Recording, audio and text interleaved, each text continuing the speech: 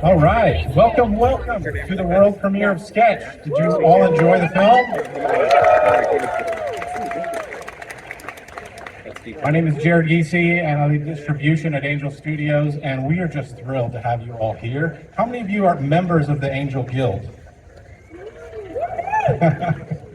So we're so excited to be doing something new and with these premiere events, and so we want to thank the Angel Guild because this movie would not be coming to you without the support of our Angel Guild members. There's 1.4 million of you all across the world, and every Angel movie is first voted on and approved by you. And so we want to thank you for choosing Sketch. So we hope that you are posting on social media. Anybody downloaded the Sketch app already and drawn your own monsters? Well, we hope that you're doing that and sharing that. We're going to have a wonderful time of Q&A. We need your support to spread the word about this film. It opens August 6th. We're going to be in theaters everywhere, all across the country. But our films at Angel are really supported by the audience, by the fans. And so when you share, when you post, we need your help.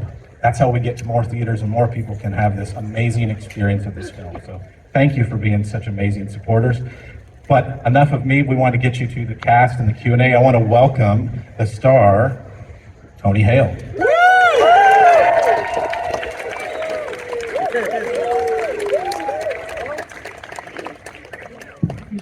Hi guys. Oh man, thank you all for coming. This means a lot. We're gonna have a lot of people here, so I don't know why we have two chairs. So we're just gonna put this back here. But tonight, my very good friend is going to be moderating our discussion. I'm so thankful he's here. I worked with him on Veep for 7 years, and he was not a nice guy on Veep, but he's a wonderful guy in person, so please welcome Mr. Timothy Simon.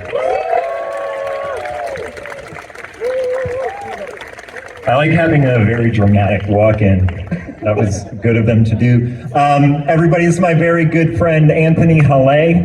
As he mentioned, we worked together for a long time, and I think we got very close. Do you want to introduce everybody else that's coming up, or do you want me to read it? Sure, I'll introduce.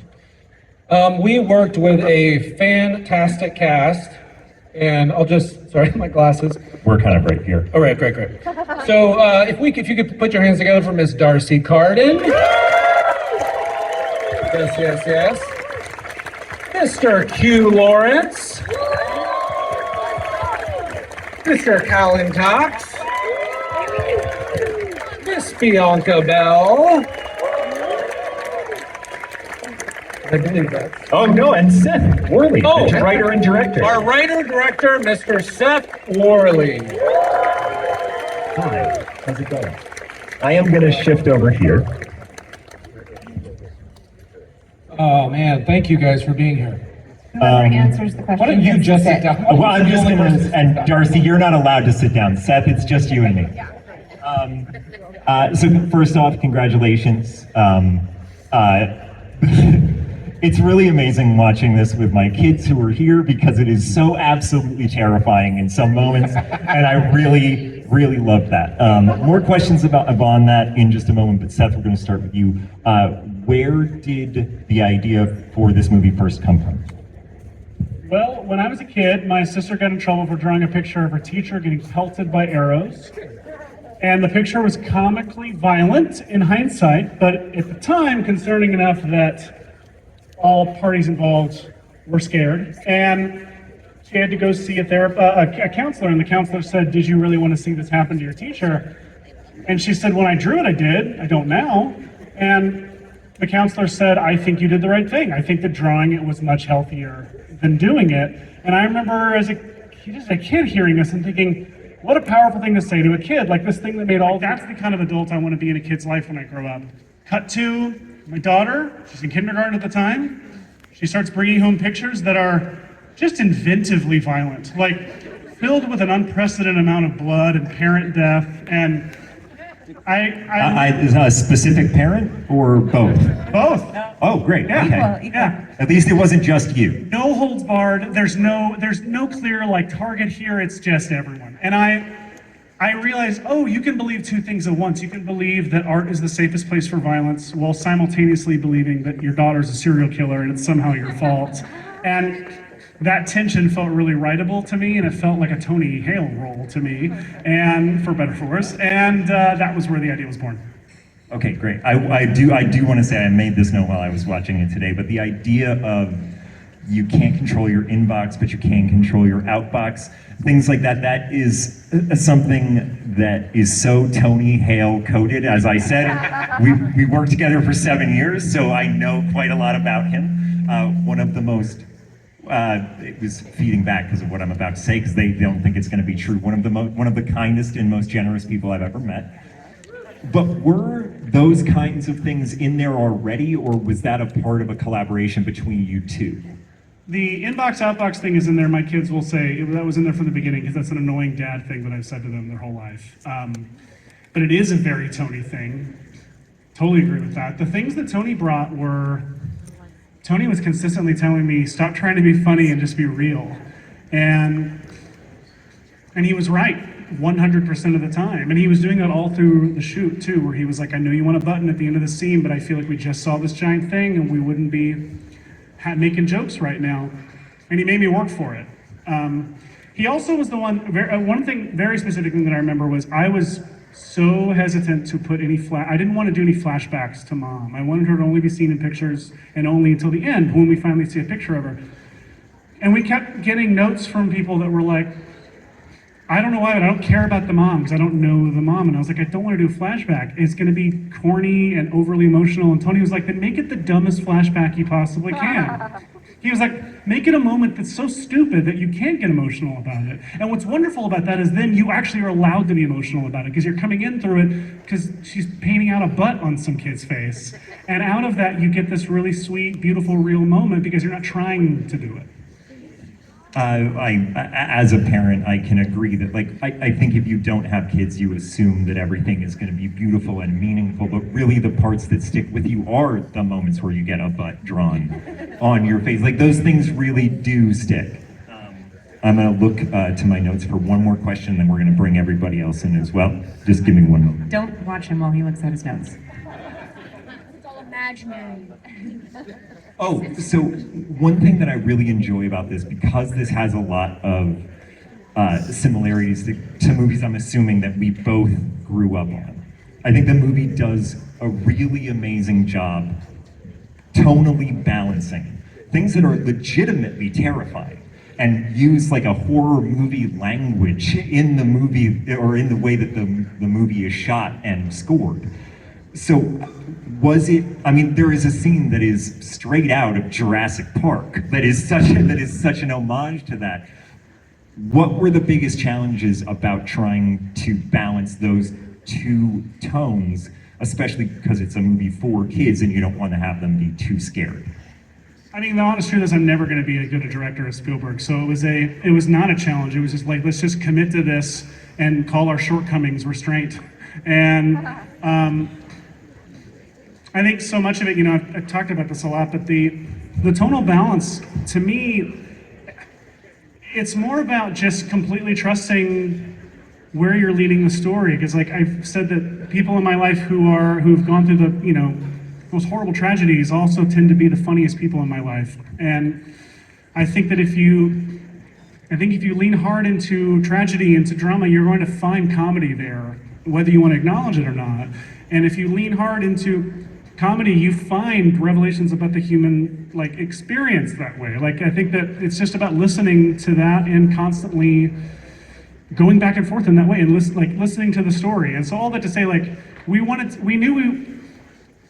think we knew the movie was, I was never convinced the movie was going to be legitimately scary. So it was more about playing it like it was and letting, if it was scary, it's scary. If it's not, it's funny. And so it's just a coward's way into filmmaking is what it is. No, it turned out to be very scary. Like, as an adult, I was scared. I'm going to bring in our cast, and I'm going to ask all of you, the first question that I have for you is, how did this, Tony, I know you're a producer, executive producer? Executive producer?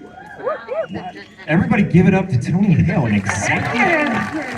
Producer. Do you Yes, guys yes, know yes. that he's an ET? How did this movie come into all of your lives, and how did you find your way to it? Well, I remember, so this movie took us a total of about 8 years to get made. And Seth had the idea and brought me the script, and it was half finished, I think. The first act. Yeah, it was the first act, and we just went back and forth, and man, it has been a really great and hard journey, but we were both so behind it and just championing it. And I think I also really connected to Taylor because I have a daughter, she's 19 now, and there's a term called helicopter parenting, but there's another term called snowplow parenting, where you want to remove all the challenges from your children. And you know, parents never want to see their kids go through challenges, and Taylor in the movie really thought he was doing right by kind of compartmentalizing the emotion. And in the end, obviously, he learned that he needed to let his kids process that. And I just connected to him. I loved that it was a learning curve for him, it's a learning curve for me. And I do hope that parents and kids really feel seen in it. And we both were on the same page about that from the beginning. And also, quickly, I was a huge Goonies fan. And I went to Goonies and made people watch Goonies. And you know, what was your movie? It was Jurassic, right? Jurassic Park. Jurassic, that he made people. And the thing is, it's family shared viewing. You know, and it's, as a parent, I've seen movies over and over that I wish I didn't have to see over and over when she was little. But just to have the family experience was something that's fun to watch if you have to see it. Yeah. Okay, so the way, I'm not an executive producer. I just Get off the stage. This is executive producers only. But so this came to me through Tony, who I'm like a gigantic longtime fan of, and every time we would sort of meet socially, I loved you and always wanted to work with you since I started watching on TV when I was a little tiny baby. Wow, since you were a baby. Anyway, and so when Tony asked me to read the script and sent Seth's short that was you know similar, I jumped to work with Tony, and then I read the script and watched the short and zoomed with Seth, and it was like no question at all. I was like on the next plane out of there to where the movie was. I was here. You can give them your home Okay, I address live and in. tell them exactly how you got to the airport. I think we get the metaphor. Okay, you get it. Okay, yeah, it's a metaphor. So that's how it happened, and I've been thrilled with every step of the process. I'm so excited you guys are all here watching this thing that we did. What about you?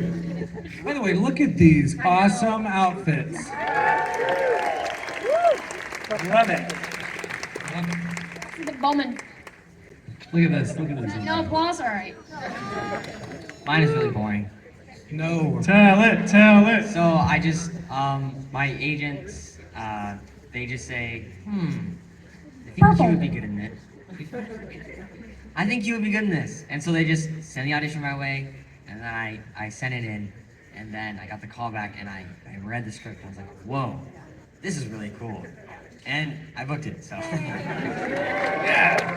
gonna give a little thing about every one of these kids. When Q, without it being asked, when your audition, I watched you and I was like, I would feel for this kid even if I watched him murder somebody. I was like, this kid like breaks my heart. He's so like just has this like sweetness to him that's immediately apparent, and then he just kept like surprising me with how incredibly talented you were. So could I start a cult?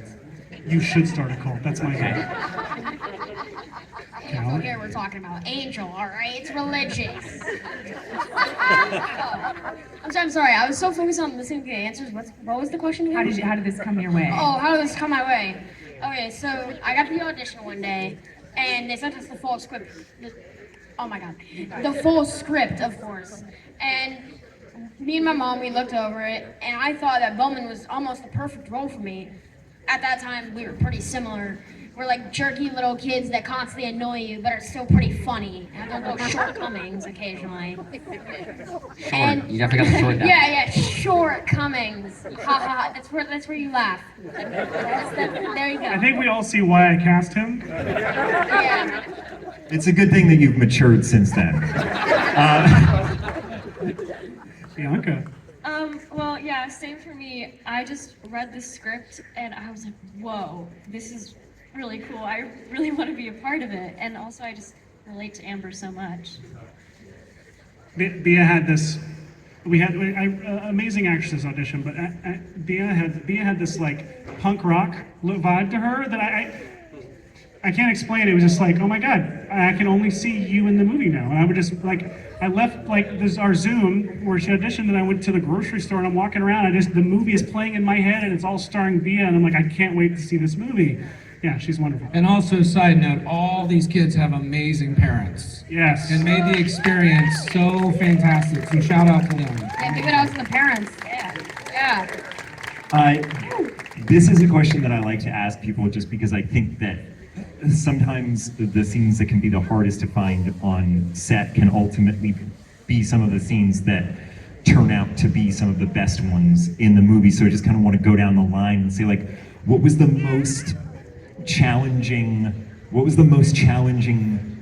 scene or day on set while you guys were filming?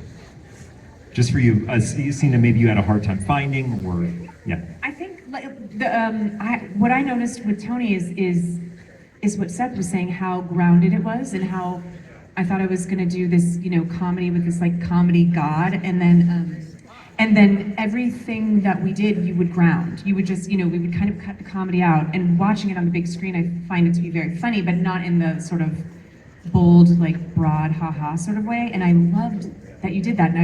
So it wasn't so much that it was like difficult, but it was different than I thought it was going to be, and it was really cool to be able to just like follow your lead and follow the tone of what you guys had said. It was such a cool experience for me to get to do that. Oh, thanks. Yeah, you're welcome. I have two, but I'll choose. Like, one of them was like emotionally challenging, and the other one was physically challenging. But I'll go with the physically challenging one. Well, not physically, whatever. Tell them both. So, yeah, the most emotionally challenging one was the scene where me and Amber fight because I don't like being rude to people. Well, except to you. But no, I'm generally a nice person. Very. To newer people, I'm nice. Not to him, again. But when I'm like supposed to be screaming at her, it's definitely acting. I don't have a single hateful blood vessel in my body. And then the only other challenging scene was, it's kind of spoiling. Oh yeah, you guys all saw it. Except like the one guy that was like asleep the whole time. Yeah, I see you out there. I see you. Yeah. Right? It's when I'm using the flamethrower on Evil Amber, and she's dripping all of her disgusting crayonness all over my face. That's the scariest part of the movie. That's incredibly so scary. scary. All they did was just drip wax on my face, but I don't It know. wasn't wax. It was totally safe. I promise. Please tell us. Not wax. Not only that, it was good for his skin too. Like he was benefiting from it. It was like lotion, made my skin all soft. Purple. Yeah, they should make like a product like Purple Evil Amber Lotion. Get it now at your. I don't know. Sephora? Yeah, Sephora. Yeah, there you Yeah, but it was just challenging because I didn't really want the wax on my face, but he forced it on The me. screams were real. Yeah, they were. They pinned me down and they just. Yeah. We did not, just for the record. That's not what happened. So I'm keeping a running tally of the labor laws that were broken. How about for you guys? I think one of the most challenging days on. Oh wow, you're finally experiencing what I experienced. Anyways, one of the hardest scenes for me to film was actually in the bus when it's doing all like the Dave stuff. Dave's shaking the bus. I'm not really good on getting scared on cue. I mainly just look like goofy when I get scared. I go. Anyways, and it was also like 100 degrees there in humid heat in Nashville, Tennessee. So yeah, and I was like in a whole like fuzzy wool dress, whatever that dress. Tunic, like the Bowman outfit. That's what we're gonna call it, right? The Bowman outfit. You guys say it. You don't have to say it. All right. Yeah. Anyways, The most physically challenging scene for me was this shot where we're all running from Dave, and I'm the last one to run because I can't run, and I don't like running. Very bad runner. And I love Like you're any better. not landing speed. We called you guys up here to air Against me. grievances, which is why I'm really enjoying this. We needed to get it all out. This is the therapy. We talked a lot about It's supposed to be honest light communication and in the movie, and I feel like this is an example of that. But go on. But yeah, we were supposed to do it again, but I like rapped. It was time to.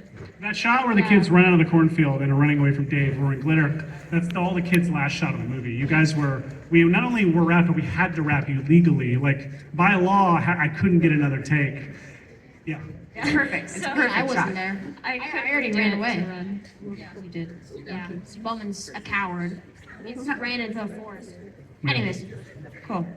What, yeah, what was yours? Shooting on the bus was miserable. Like, school buses are made for small people and for one at a time to walk down the aisle, and you fill the thing with entire departments that are all need to get to the same places, and it's all like, like Bianca said, like Kalon said, it's in the middle of August in Nashville, Tennessee, so it is humid and hot, and you just get bus brain, and you don't understand what your shot list says anymore, and people are shouting in your ear, and you don't know who they are anymore. You've forgotten where you are, why you're there. I will say a very difficult day that was the most rewarding for me, and is one of my favorite scenes in the movie. You guys remember we had just filmed the stuff in the car, and with D'Arcy and Tony, and the wheel flew off the trailer at some point. We had barely. So just making another note about labor laws that were broken. Everyone was fine. We barely got. I'm like, everyone was fine. We got through that, but then we had to shoot this incredibly emotional scene where the two of them are walking down, like as the sun's going down, walking down the road, and D'Arcy's just poking. Liz is poking at Taylor, trying to get him to open up, and he finally does. It's the first time in the whole movie. We got that in like 3 takes, and it was not fair to Tony at all to get it in 3 takes. But he killed it, and it's such an emotional. Both of them are so good, and that was one of those days where I was like, I hope Tony forgives me with the final cut of this. Is he forgiven? It was great. I think it worked better. I think that we had to get it done made it better. I love that. He hasn't answered the question. I just want to point that out. I think we have just a couple minutes left, and we're going to open it up to audience questions. I'm actually not exactly sure how those are coming in, if people are raising their hands. But just while we are figuring that out, I want to point out that this township is very liberal with stopping a bus when anyone asks. I don't know how any child makes it to school on time, because any parent can just be like, hold the bus. Can you just hold the bus for 1 second? I need to have a heartfelt talk with my child. School starts at 11:30 a.m.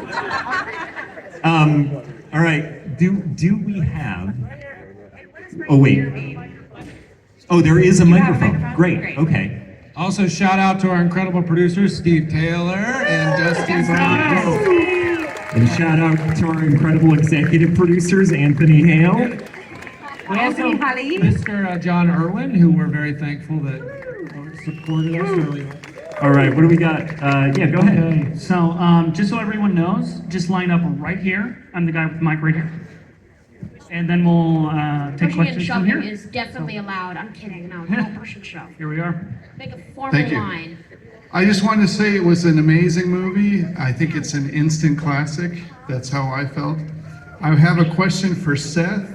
The question is, if they actually put Allie's ashes into the pond, what would have happened? A bad movie. That would have been disappointing. Be like, oh, Mom's back alive. Yeah, So mom's back disappointed. alive. Yeah, it's really disappointing. What they said. Putting a lot of faith in the lake to put the mom back together. And not just it actually having happened the- in a bad movie. A bad movie. It would be really sad if it just like came back to life as like living ashes, or ashes with face. Next question. Hi. I thought weird to hear my own voice. I thought the ideas for all the creatures in the movie were really creative, and I was wondering where you got those ideas from. I'll take this one.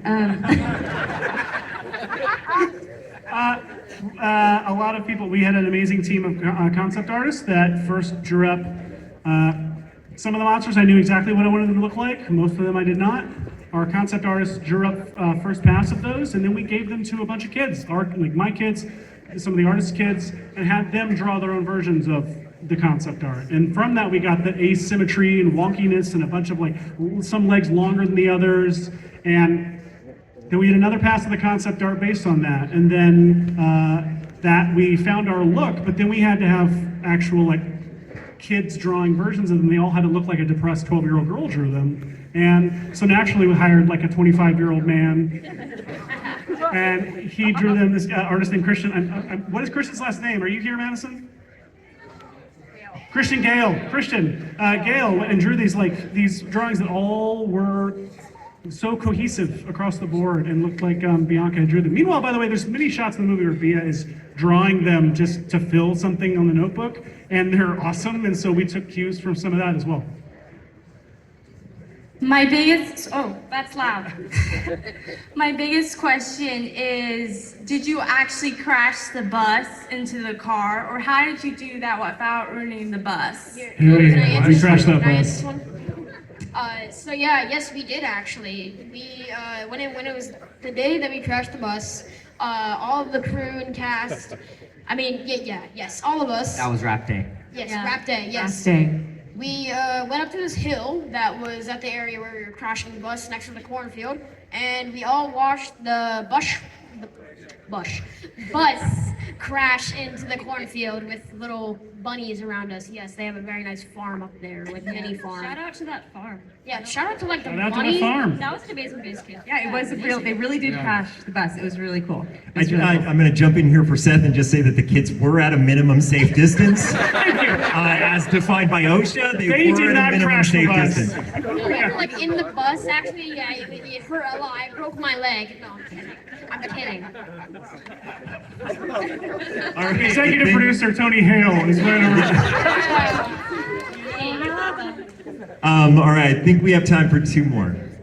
Okay, so this is probably a really odd question, but if the entire cast could create like one monster, so to say, good or bad, with your favorite thing about yourself, how do you think it would end up? Sarcastic. Great question. Anyone? Like, as in, like, if I put one of my traits, my favorite trait, into the monster. Wow, it's I a think big question. It's not a lot of intense things. Yeah. What do you like about yourself, first of all? I think mine would be like a very skinny, like, stick figure, but it's got like a giant heart. I love that. Yeah. We're gonna end with that. Too. Yeah. All of us would be a very skinny stick With a figure. large heart. Sorry, mine would be like short but like stubby stick figure with like a tiny. It's a picture of you. Yeah. With a huge mouth. Like makes a little song like. For our resident artist, do you have one? It would probably just be, I don't know, very cutesy aesthetic little monster that has Like a little dark chibi humor. monster. Yeah, chibi. Yeah, it's like a little chibi. Yeah, that'd be so cute. Yeah. Did people start using the word chibi? No? Yeah? We'll find out. Yeah, I know. chibi. Yeah, chibi. Yeah, chibi. Yeah, these tiny little dudes, you know? Like, Oh, we almost got out of here. We got one more, and then I think we're going to wrap it up. So first off, I love the movie. Yay! And was it hard for doing acting with all the animation? That's such a good That's a question. great question. It's a really good question. I had that in my notebook, I just didn't ask it. I do feel like sometimes it can be very, very hard to act with something that isn't there. And sometimes it can be embarrassing, and sometimes you can feel nervous, like you don't know if it's gonna work, or that you might look dumb or like a fool. But Seth's script and vision for this was so clear, and he was so confident that I never felt embarrassed doing any of it. Did He you? also helped us because it's an eye line thing where he was like, okay, you need to look about here because Dave's about here. So he is so good at captaining his ship of a set, and he was always exactly knew where these monsters were, which was a huge gift to us. It also helped that we had, crew holding condiment bottles filled with chalk powder, blasting them. They knew where to look when there was powder blasting at them from a Yeah, specific some of it was source. real fear. Not flammable. You get a chalk blast. It's chalk bay instead of salt bay. It's chalk bay.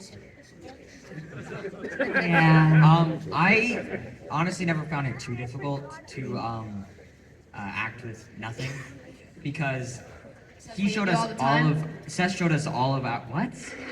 Seth showed us all of the concept art, so we knew what the monster was supposed to look like. And the only one that I might have found difficult to act with is the eiders, but we had little balls of chalk powder that I'd like smash when I'm walking through the hallway, so that made it a lot easier to act with. Yeah, for me, it wasn't that challenging. I don't really know why. It's probably because, I mean, I used to play pretend like all the time, so I feel like I'm pretty good at like imagining things. But yeah, also like what D'Arcy said, like Seth, this just makes it really easy to just see his vision. Fantastic. Seth Worley. Guys, I think we'll wrap it up there. Please give a huge round of applause for everybody on the stage. We have Tony, D'Arcy, Kalon, Kue, Bianca, and Seth. And Thanks, thank guys. you to Tim. We love you so much. Thank you. Thank you. Process big feelings through art. It's a pretty good message. Yeah. Thanks for coming out, you guys. Yes. Thank you, everybody. Go movies.